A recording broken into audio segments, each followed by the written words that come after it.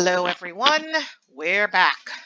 So in my last lecture, I covered the main concepts involving heat transfer and calorimetry.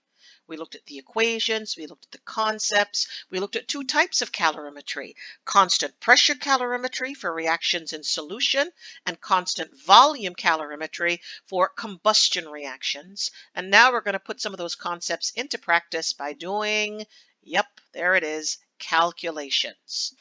So the place I'm going to begin with is with calculations that involve a very simple heat transfer. And what makes these simple heat transfer style problems is that there are no chemical reactions occurring. I want to write that here. No reactions are occurring in the scenarios that are going to be described in the next two problems. So let's take a look at those problems. So number 12 here says a piece of metal weighing 135 grams loses 0.311 kilocalories of heat when cooled from room temperature down to negative 16 degrees Celsius in a very cold sub-zero refreezer. And we are asked to calculate the, well, SHC, remember, is specific heat capacity of the metal, and then identify it from the tabulated values that were supplied to you in the previous lecture. Okay, so imagine we have some metal, it's unknown, I'll call it metal M, and we take this piece of metal and we stick it in a very cold sub-zero freezer. So this is our freezer. Okay. Now, the metal is starting out at room temperature and it's placed in a very cold sub-zero freezer, which means that the heat that's being transferred is going to go from the warmer metal into the colder refrigerator. This is how the heat flow works. It always goes from high to low temperature. Now, as we can clearly see, the metal is losing heat, and in fact, the problem mentions that it loses heat when it's put in that cold refrigerator. And we have to pay attention to signs when we do any style calorimetry problems. And this means that Q for our piece of metal is actually a negative value, negative 0.311 kilocalories. Now, I don't care much for kilocalories. This is the same as negative 311 calories. But really, when we work with the equations, we prefer joules. And there are 4.184 joules for every 1 calorie. And this works out to being a loss of 1,301 joules. So this is the amount of heat the metal loses. Now, what else do we know about the metal? Well, we know its mass. We're told that the metal weighs 135 grams. And the third thing that we have for this metal is its temperature change. So we're told that the temperature is dropping 25 degrees down to negative 16 degrees. So it's T final minus T initial. Well, the final temperature of the metal is negative 16 degrees. And the initial temperature of the metal was when it was at room temperature at 25 degrees Celsius. So when we do final minus initial, we find out that the temperature change is negative 41 degrees Celsius. So be careful with the negatives and subtracting negatives and all of those fun things. That's why I like to put my values in brackets so I don't make those kinds of mistakes. Now, the goal of this problem is to calculate the specific heat capacity of the metal. And so we know that Q of the metal is equal to its mass times its specific heat capacity times its change in temperature. And, well, in this problem, our goal is to figure out, whoops, that's not what I wanted to do. I'm looking for a highlighter here. We're looking for specific heat capacity. Well, we have all of the other values in this equation, and so this equation is going to now rearrange to be C equals Q over M delta T. So plugging and chugging our values here, negative 1301 joules divided by the mass of 135 grams and divided by the temperature change of negative 41 degrees Celsius. Notice here that the negatives cancel. it's not possible to have a negative specific heat capacity. And in the end, when I plugged and chugged, I got a value of 0.235 with units of joules per gram per degree Celsius. Now, last time we found out that pure substances all have different specific heat capacity values. That specific heat capacity is a physical property of matter. And if you go back into your notes on this topic, all right, you will see a little table with some values, and this value can be matched to the specific heat capacity of silver. So this is silver in this problem. Okay, so that was a very basic problem here involving heat transfer from the metal into the freezer. We had to pay attention to signs and units, but nothing too exciting. So let's try and do one that's more exciting. So number 13 is also a simple heat transfer problem, no reactions taking place. It says here that 35 grams of iron is heated to 152 degrees Celsius with a Bunsen burner. That piece of iron is then placed in 200 grams of water at 8.2 degrees Celsius in an insulated container, such as a styrofoam cup. Calculate the temperature when thermal equilibrium is established. Note that the specific heat capacity of iron is 0.449 joules per gram per degree Celsius, and that the specific heat capacity of water is 4.184 joules per gram per degree Celsius. Let's draw a picture to illustrate what's being described in this problem. So we have a piece of metal, and that metal is iron. And we've taken that iron and put it in a Bunsen burner, and we've heated it up. So let's write down what we know about the iron at this point in time. Well, we have the mass of the iron. It's 35 grams. We also have the temperature of the iron, 152 degrees Celsius. We also know the specific heat capacity of the iron. We're told it is 0.449, and the units are joules per gram per degree Celsius. That's 449. Now, we're going to take this piece of iron and we're going to dunk it in some water. So we're going to pop it in some water. So here's our water. And what do we know about the water? Well, we know its mass. We're told that the water has a mass of 200 grams. It's at a temperature of 8.2 degrees Celsius, and we also know its specific heat capacity, which is 4.184 joules per gram per degree Celsius. Okay.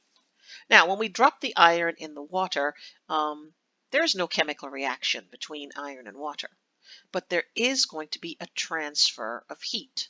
So I'm just going to make this picture a little bit larger over here. So here we have it. We're going to have a piece of iron in here. So here's the iron surrounded by water. That should read Fe, and I am not doing a very good job with my stylus at all lately. I need to find another way. There we go here. Fe. Okay, that's a little bit better. So will a heat transfer take place between iron and water? The answer is yes. And the reason why is that the water and the iron are at different temperatures. The iron is really hot at 152 degrees Celsius, while the water is pretty darn cold at 8.2 degrees Celsius. And one of the things we've learned is that heat always flows from high to low temperature. And so we're going to see a flow of heat from the iron into the water, Now, is this heat flow going to take place forever? Well, the answer is no. As iron loses heat, its temperature drops. As water gains that heat, its temperature increases. Eventually, the two are going to be at the same temperature, and this is known as thermal equilibrium. So let's note that at thermal equilibrium,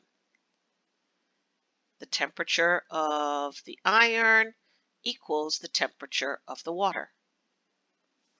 Okay. And, well, what will this temperature be? This is the final temperature of both the iron and the water. So the temperatures of the iron and water, the 152 and the 8.2 degrees Celsius, those are really the initial temperatures of the iron and water. What we're after is their final temperature when the heat transfer is complete. Well, at this point, I'm going to write a statement describing what's going on in the heat transfer.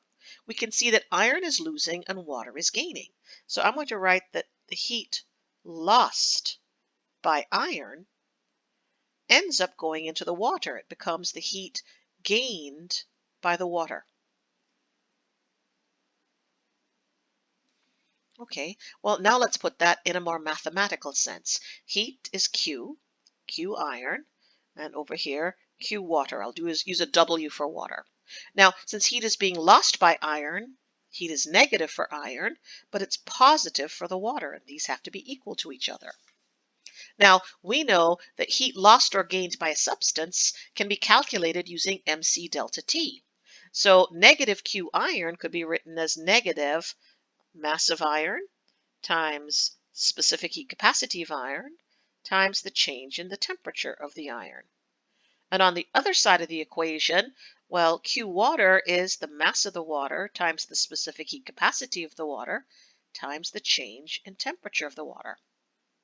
Now, I'm going to expand this out even more. Delta T is T final minus T initial. So this now becomes minus or negative mass of iron times the specific heat capacity of iron times T final minus T initial for iron. And on the other side, positive mass of water, C of water, and T final minus T initial for water. Now, if we look carefully over the values that I've written out in the drawings, well, we know the mass of iron and the specific heat capacity of iron here and here. And this temperature here, well, that's the initial temperature of the iron. Now, for the water, well, I have the same information. I have the mass and the specific heat capacity of the water, check and check. And this temperature, 8.2, is the initial temperature of the water.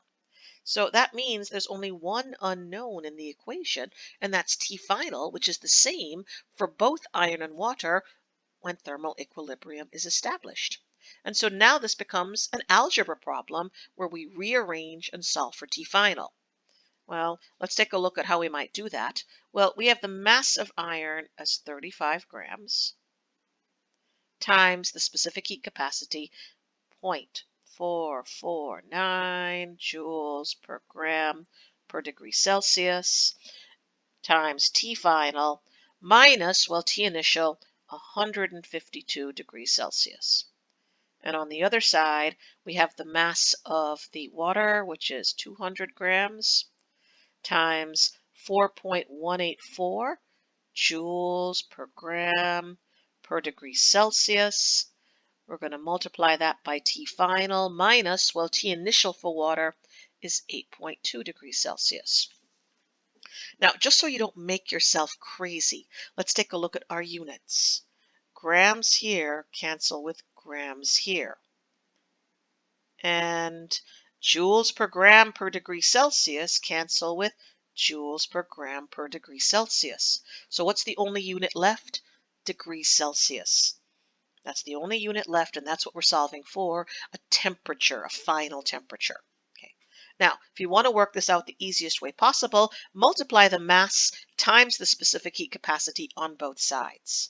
Now, if you do this, which I did, on this side I get negative 15 point, what did I get? Negative 15.715 times T final minus 152 degrees Celsius equals, and on the other side I end up with positive 836.8 times T final minus 8.2 degrees Celsius. Okay, so I've now simplified my algebraic equation, and you guys can take it all the way home and solve for T final. And well, if you do this, and I need to make sure you can do this, so don't take my word for it. Make sure you can plug and chug it out on your own. All right, I ended up with a T final value of 10.9 degrees Celsius.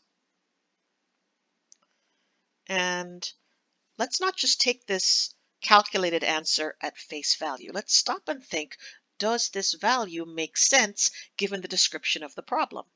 So we started with some really hot iron over here, which had a temperature of 152, dunked into some really cold water, 8.2 degrees Celsius. So we know that the final temperature has to be in between the two. The iron gets cooler, the water gets warmer. So this 10.9 is in fact in between those two initial temperatures, which we expect. But wait a minute, it doesn't look like the temperature of the water changed very much. Well, did we expect that? Well, yes. Let's remember that water is a temperature buffer. Water has that really, really high specific heat capacity value, so that even though the water does get warmer, it's not by much. Meanwhile, iron with a very low specific heat capacity value gets a lot cooler. And so, yes, it does make sense in the grand scheme of things. Okay, so those are what I call simple heat transfer problems. Yes, they might take a lot of work, but they're simple because there's no chemical reaction involved. Well, that's going to change when we start doing calorimetry problems. So we might recall there are two types of calorimetry, and the first we're going to look over is constant pressure calorimetry. So before I do that, let's remind ourselves that these are reactions that take place in solution. So this is for reactions in solution. We study these reactions typically in coffee cup calorimeters, and we study them under constant pressure conditions.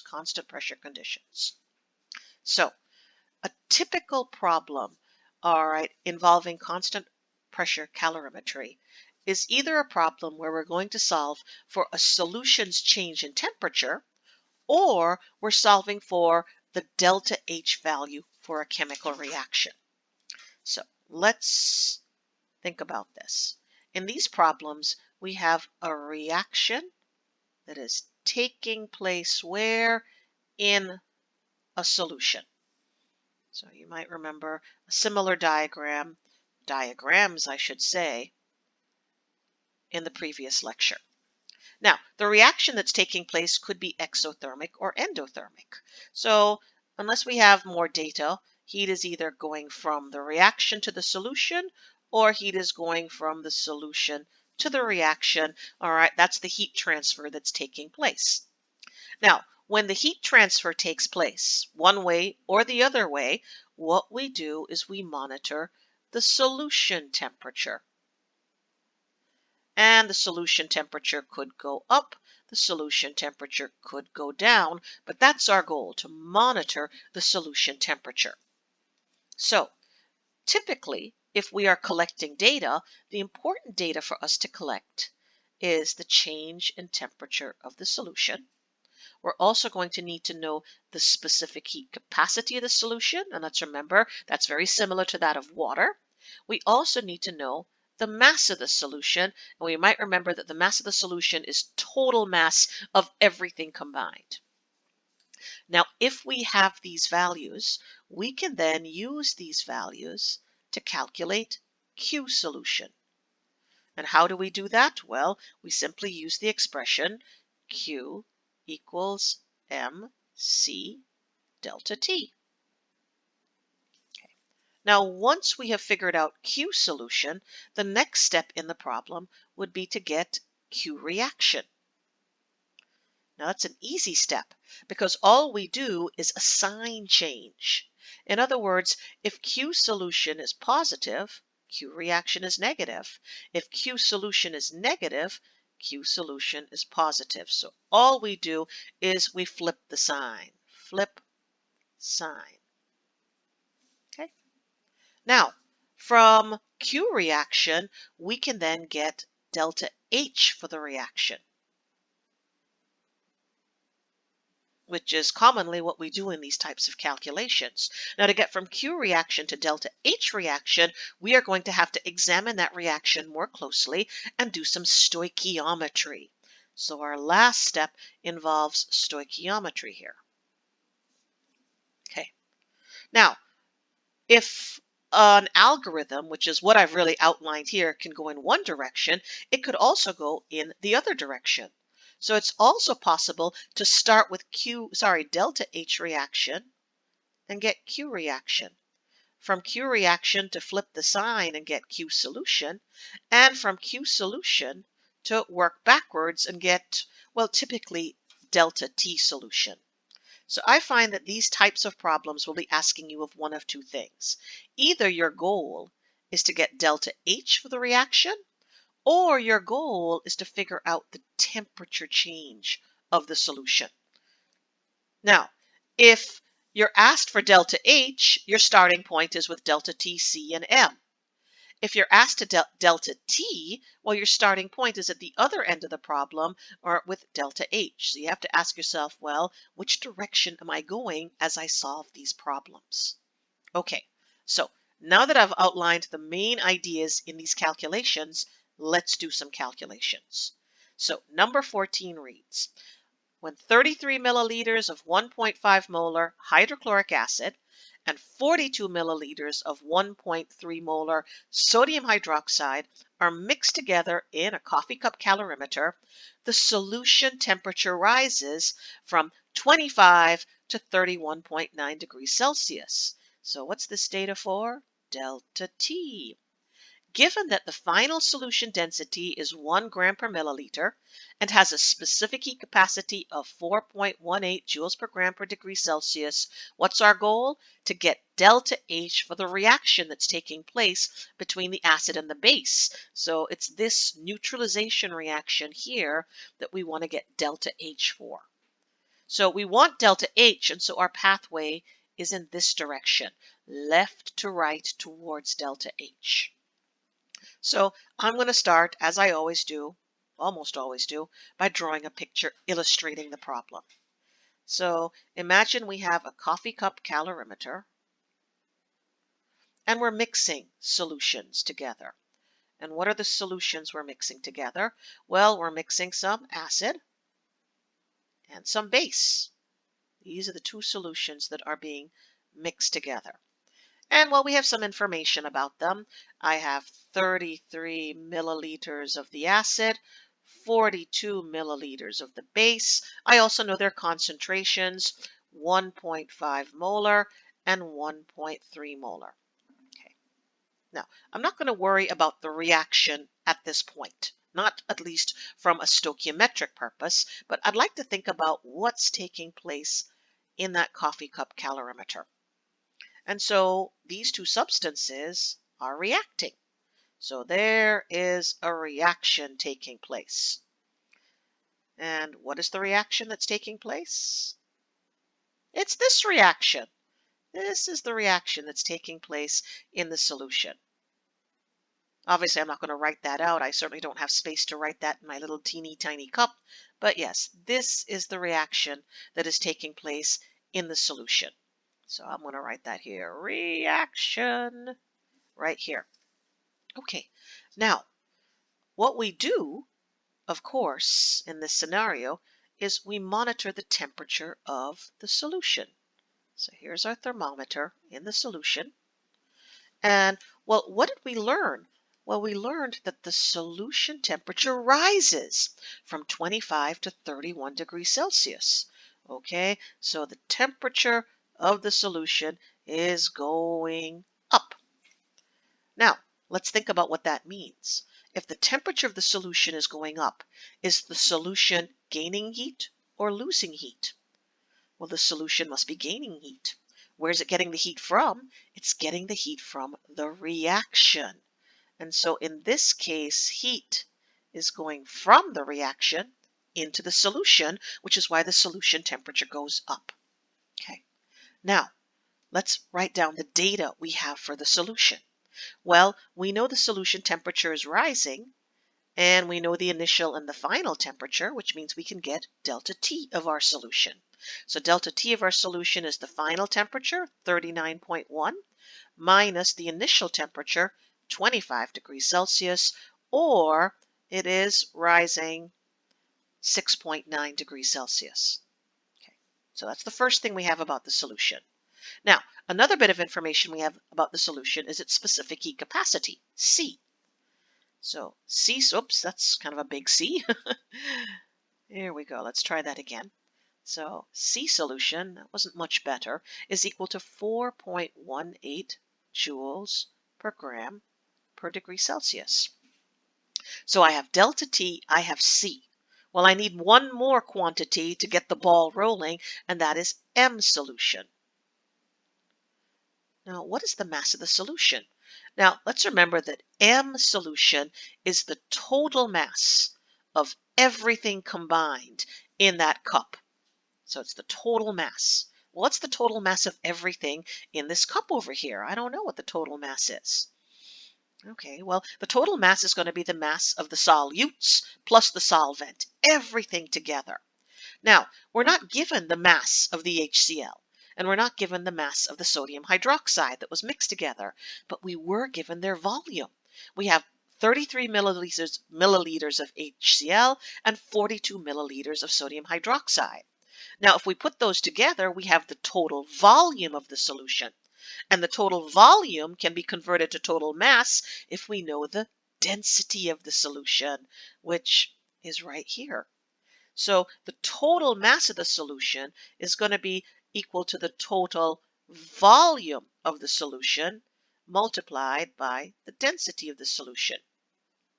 The total volume of the solution is the 33 milliliters of acid plus the 42 milliliters of base times, well, the density of the solution is 1.00 grams per milliliter, or 75 grams. Okay, so now I've gotten all the information I need laid out for me pictorial style. So what I can do now is start my steps. So since I have delta T, C solution, and M solution, my first step is to calculate Q solution. And Q solution is M solution times C solution times delta T solution. Okay, well, that's easy enough since I already have all my values worked out here. 75 grams times 4.18 joules per gram per degree Celsius times 6.9 degrees Celsius.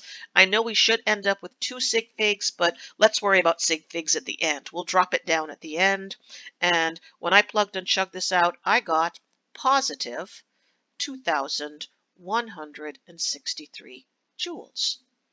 Okay, which makes sense. It should be positive because what's happening to the solution? It is absorbing heat. Okay, well, once I have Q solution, the next step is to get Q reaction.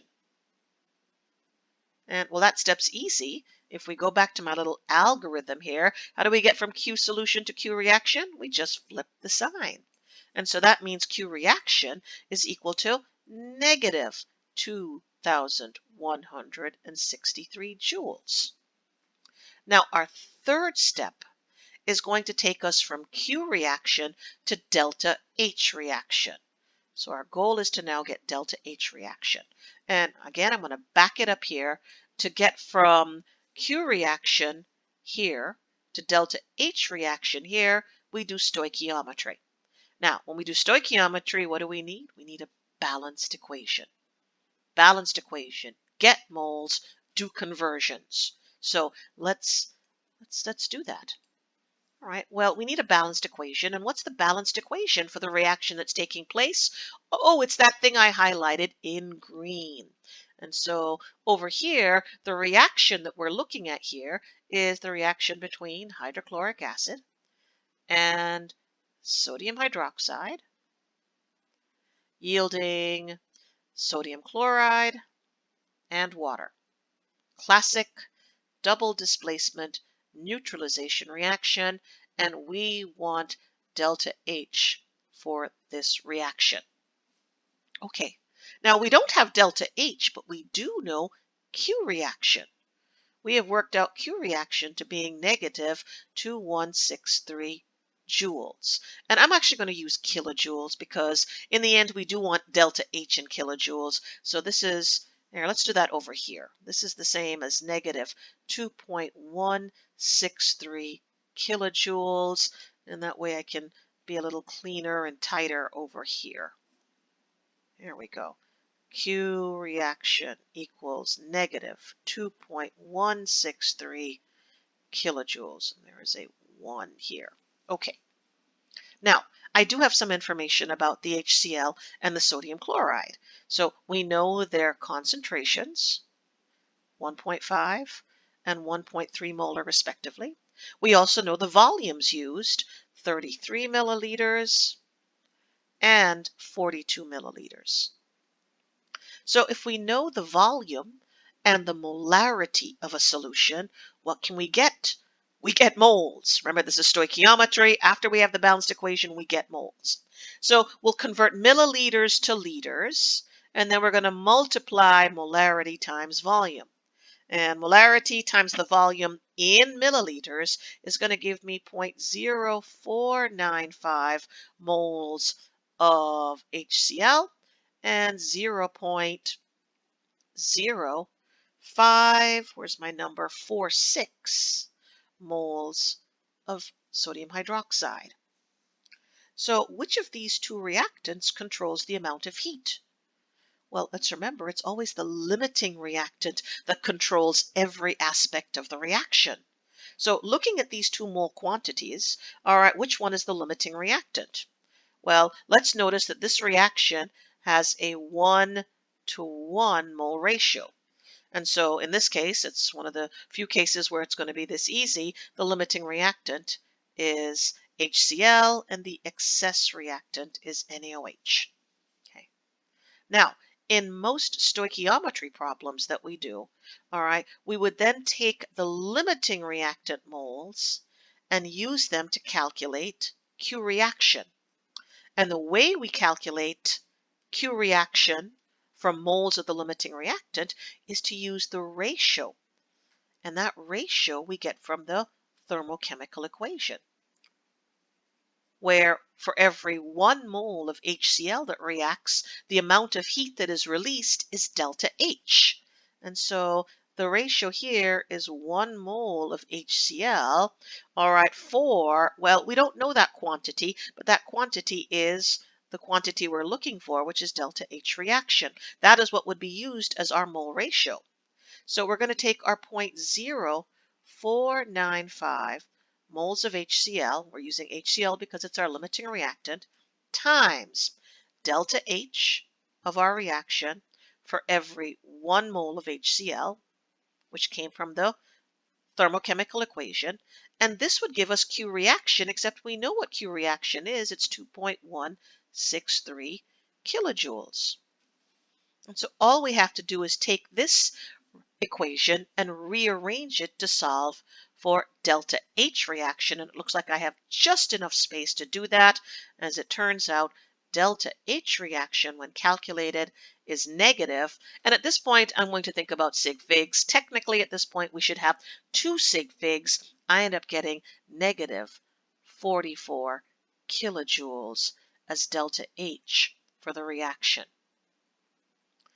Okay. If you're getting confused as to what I did in this last step, step 3, I'd advise you to take a look over the lecture I did on thermochemical equations and reaction stoichiometry. Review that, then come and look at this again. But yes, if we break it down, it was a 3-step problem. First, we got Q solution, then Q reaction, then delta H. And each phase of the problem utilized a different set of equations. So we have to know what we're doing and what equations to use. Okay, so that was a really tough problem, but you're going to face some tough problems, so we might as well jump right in. Okay, let's do number 15. Number 15 is also a problem involving constant pressure calorimetry. So it says solid ammonium nitrate dissolves in water according to the balanced thermochemical equation below. And here it is. Solid ammonium nitrate becoming separated ions in aqueous solution. And delta H is provided. So we have delta H. Okay.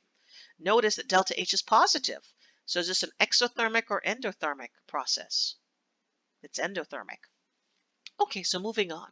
If 1.25 grams of ammonium nitrate is completely dissolved in 23.7 grams of water in an insulated container, what will be the temperature change of the resulting solution?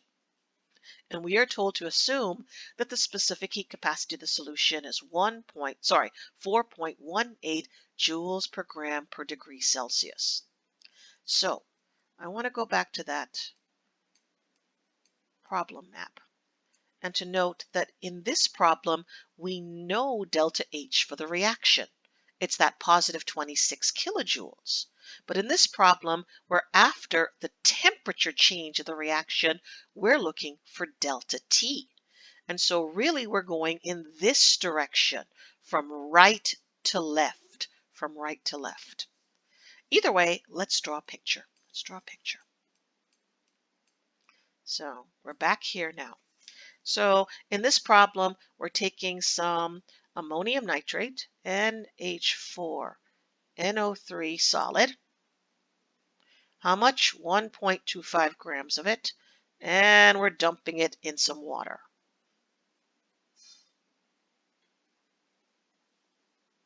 How much water? Let's see, 23.75 grams of water. Okay, well, what's happening in here? So let's draw a bigger cup so I can more clearly show what's going on here. So at this point, once these are mixed together, we don't have water versus ammonium nitrate because it dissolves and we now have a solution. And so what we have here is a reaction taking place in solution. And let's get my reaction color. All right, the reaction that's taking place in the solution is this reaction. This is the reaction that's taking place. So again, I'm going to color code things to try and make it a little bit easier to follow what's going on. I know this is tough stuff. So this is the reaction right here. Okay. And as usual, the goal is to look out for the temperature change of the solution. Now, in this problem, we know what delta H is. Okay? Delta H is equal to positive 26 kilojoules. Now, positive tells us that the reaction is endothermic. And in an endothermic, is the reaction absorbing heat or is it releasing heat? Well, it's absorbing heat. And so in this case, we expect heat to go from the solution into the reaction. So do we expect the temperature of the solution to go up or down? Well, we would expect, given our information here, for the temperature of the solution to drop. Okay. Now, the goal of this problem is to figure out the temperature change of the solution. So it says, what will the temperature change be of the resulting solution? So that's our goal here. Now, even though we don't know the temperature change of the solution, we do know the specific heat capacity of the solution, 4.18 joules per gram per degree Celsius. And we also know the mass of the solution. Let's remember the solution mass is always the total mass of everything combined together, total mass. And so what was everything combined together? Well, it was the solute plus the solvent. So the solute, the 1.25 grams of ammonium nitrate in the 23.75 grams of water. So 1.25 plus 23.75, well, we have 25 grams of solution. Okay. Now, we cannot get delta T solution unless we know Q solution. And we are not going to be able to get Q solution until we have Q reaction. And so the pathway of this problem is to start with the information we have, which is delta H reaction. From delta H reaction, we're going to use stoichiometry to get Q reaction. Once we have Q reaction, we do a little sign flip, we get Q solution. And once we have Q solution, we can figure out what we were after all along, which is delta T of the solution. So that's our pathway over here. Okay, well, let's take the first step. The first step involves stoichiometry, which needs a balanced equation, and that balanced equation is highlighted in green. And that equation here, ammonium nitrate, solid, turning into NH4 plus aqueous and nitrate ions. So we get our separated ions in solution, and we know delta H for this reaction is positive 26 kilojoules. Okay, now our goal is to get Q reaction. Okay, now we know that this 26 kilojoules of heat will only flow if 1 mole of ammonium nitrate is dissolved. So this much heat is for this much ammonium nitrate. Now, how much ammonium nitrate was actually dissolved? Well, 1.25 grams was actually dissolved. Except we don't work with grams, we get moles. And so the molar mass is provided for us. It's about 80 grams per mole. So we divide it by 80, it's 80.04 grams. And what do? We get moles, as we are wont to do. And I end up getting 0.0156 moles of ammonium nitrate. Okay. Now, if I want to get from moles of ammonium nitrate to Q reaction, I'm going to use the highlighted yellow values as my conversion relationship, where we know that 1 mole of ammonium nitrate equals or yields a flow of 26 kilojoules of heat, positive flow. Okay, well, using this as my conversion relationship, now I can get Q. So I'm going to take my 0.0156 moles of NH4NO3 times 26 kilojoules per 1 mole of ammonium nitrate. And moles cancel with moles. And what are we left with? Well, we're left with Q reaction. So I plugged and I chugged and I got a value of 0.406 kilojoules, where this here is Q reaction. So this is the actual amount of heat absorbed when we dissolved just 0.0156 moles of ammonium nitrate. Okay. Now, once we have Q reaction, the next step is to get Q solution. Well, Q solution is the same value, just opposite in sign. So if the reaction absorbed or gained heat, the solution lost heat. So Q solution is negative 0.406 kilojoules. Oh, that was an easy step. Now, the third step is to get delta T of the solution. And so here we're going to remember that Q solution is equal to M solution, C solution, delta T solution. And at this point in time, well, we just figured out Q solution. We know the mass of the solution and the specific heat capacity of the solution, so we can solve for delta T. So rearranging this equation, delta T solution equals Q solution over M solution and C solution. Now here we want to be careful. When we use the equation Q equals MC delta T, Q needs to be in joules, not kilojoules. So I'm going to rewrite those kilojoules in joules. This is the same as negative 406 joules. So we have negative 406 joules divided by our solution mass, which was 25 grams, and divided by the specific heat capacity, 4.18 joules per gram per degree Celsius. Note that the final change in temperature is going to be a negative value. And I ended up getting, and we're going to have to drop to 2 sig figs at this point because delta H was 2 sig figs, I ended up getting negative 3.9 degrees Celsius as the temperature change of the solution. Okay, so again, it was a three-step problem, each step requiring a whole different set of calculations and understanding of what's going on. But I want to get back to this final answer here. And um, why is this a negative value? Well, this is telling us that the solution temperature is going down.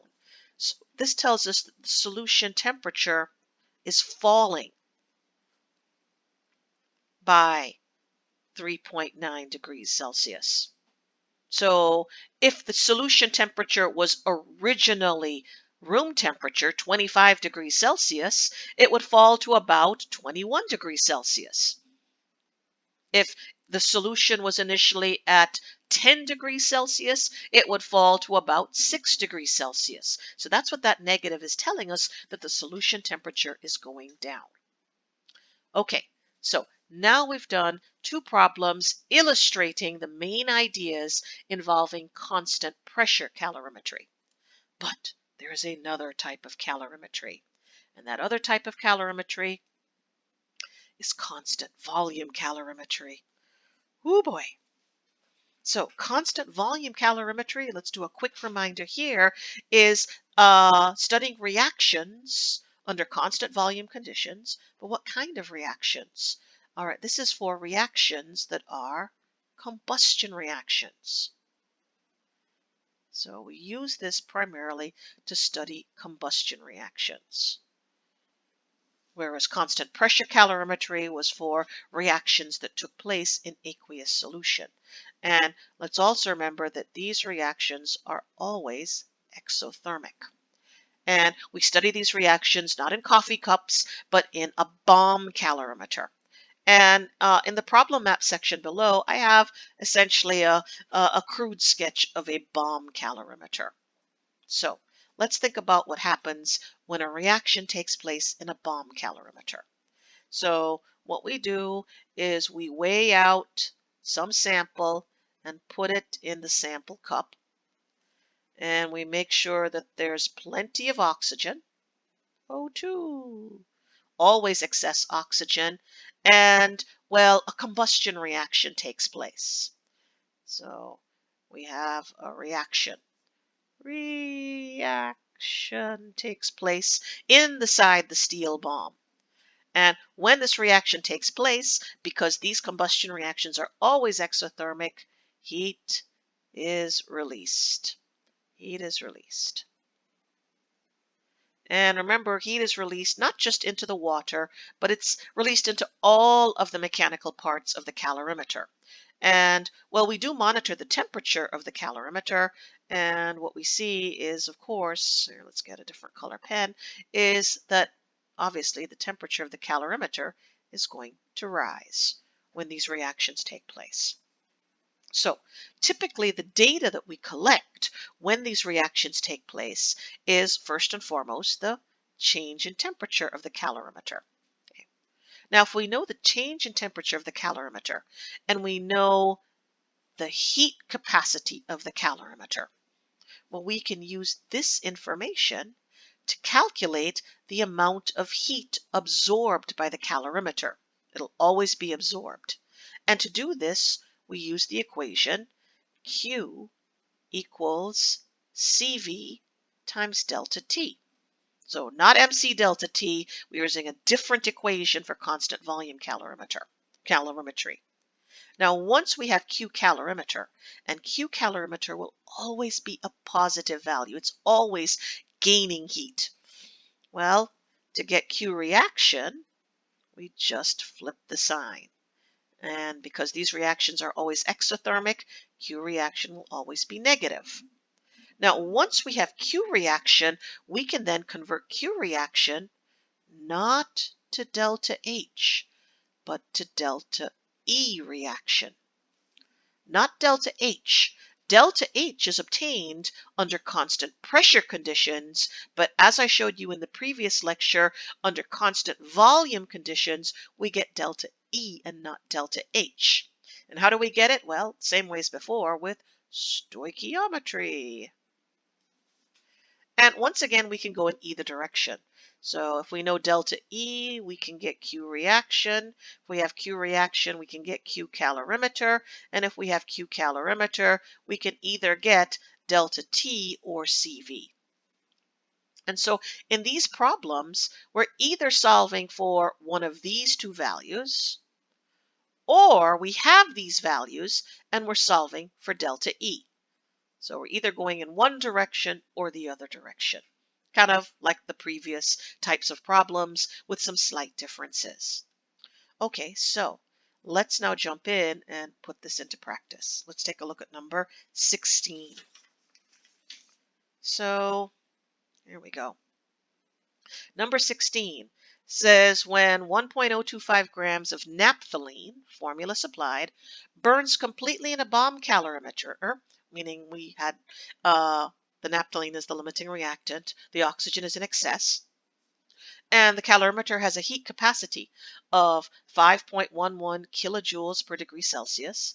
The temperature rises. Big surprise, the temperature goes up 22.25 to 32.33 degrees Celsius. In other words, what we have here is the temperature change of the calorimeter, and we have the heat capacity of the calorimeter, meaning we have these two values right here.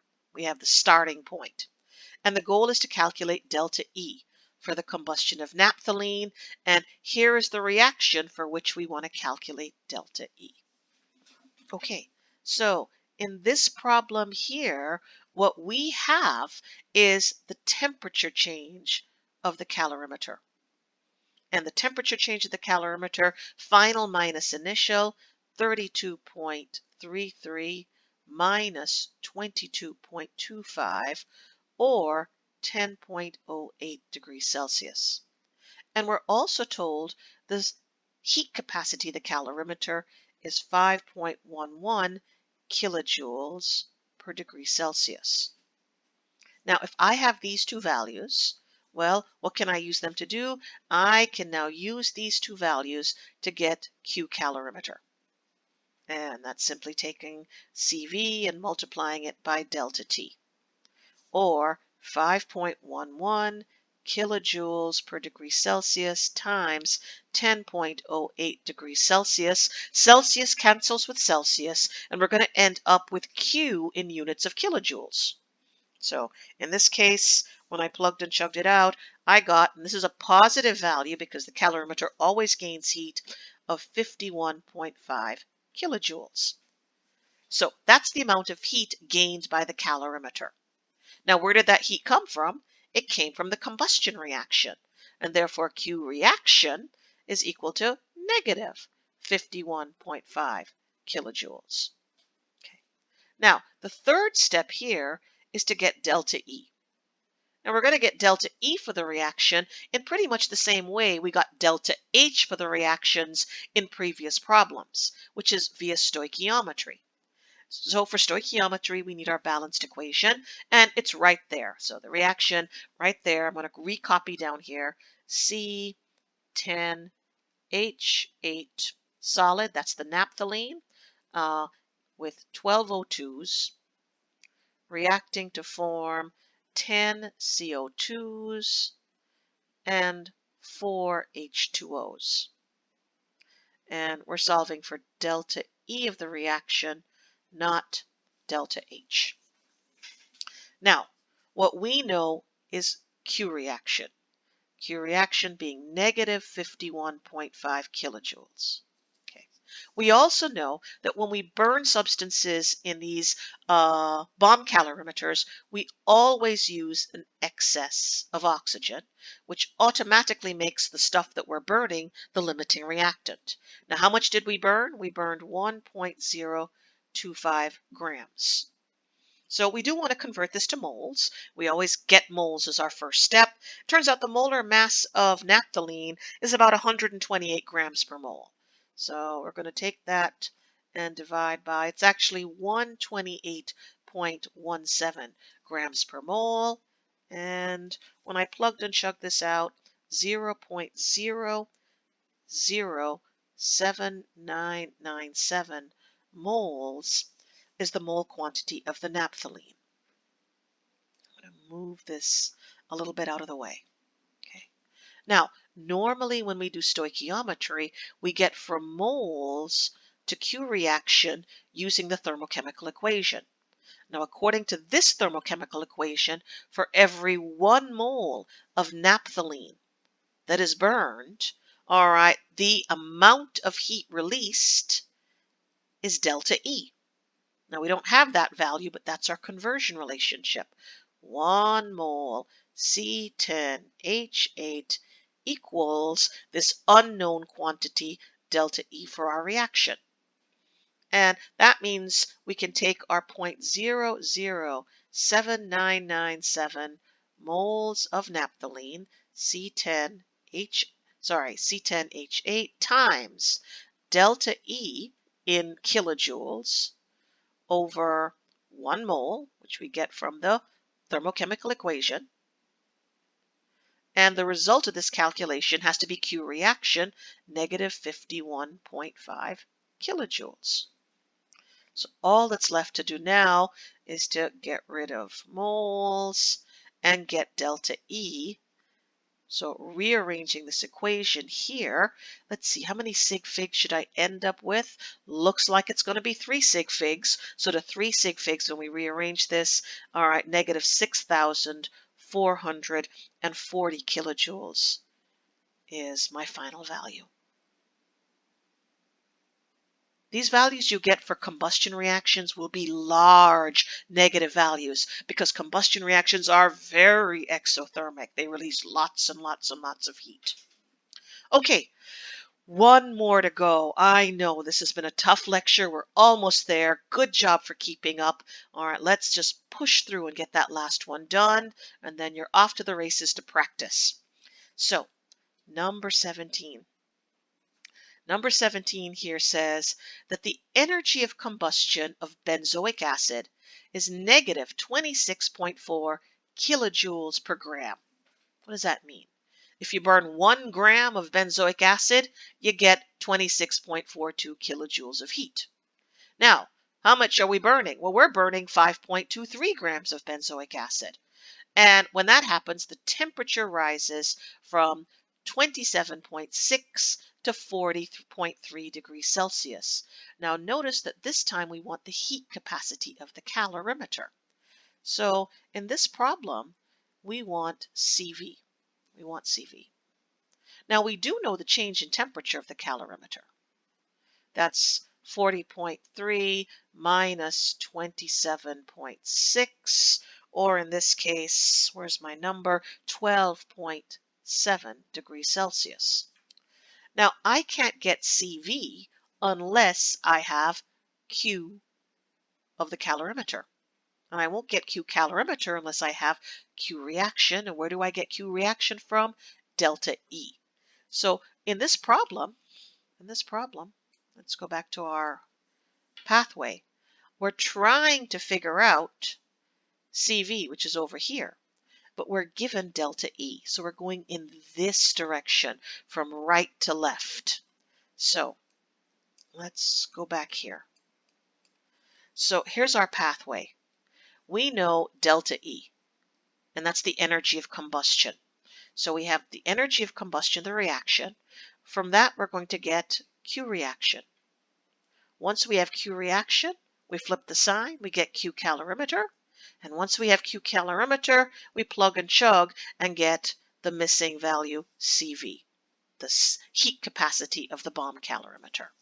Okay, so let's start with the first step. The first step is to get Q reaction.